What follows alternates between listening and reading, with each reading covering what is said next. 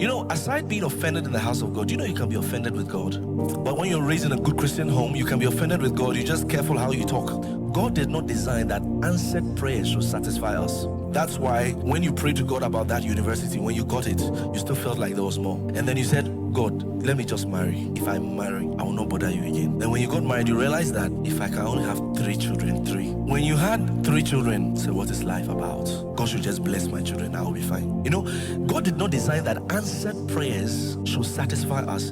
God designed that He will be our only satisfaction. Go to Numbers chapter 11. Let's think. Imagine that you are one of the Israelites.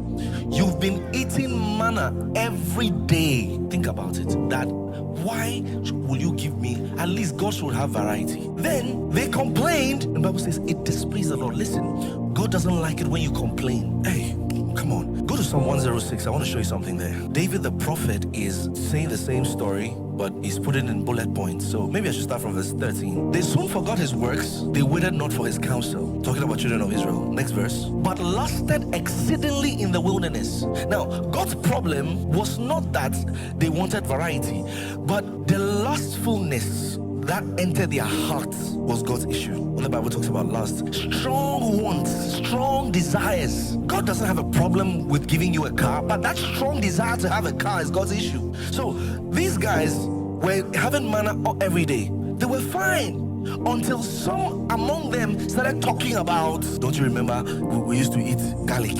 How many of you were okay, you were fine, you were thanking God for everything He has done until you opened your WhatsApp and then you saw that your friend has bought a new car and is thanking the Lord, and all of a sudden you look at it and say, Father, what have I done wrong to you? You were okay until you saw your best friend with a man kneeling down with a ring, with flowers. And you ask God, am I a microphone?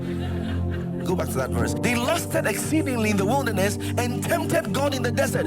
Oh, then what happened? Look at verse 15. He says, He gave them to their request, but sent leanness into their soul. He answered their prayer request, but He sent leanness into their soul. That means they were not satisfied. You can so lust after something after God has eventually given it to you. Just realize that this is not what I was looking for. Am I saying don't look out for being successful? No, I want you to know what is important first. And what's important? Life in Jesus Christ.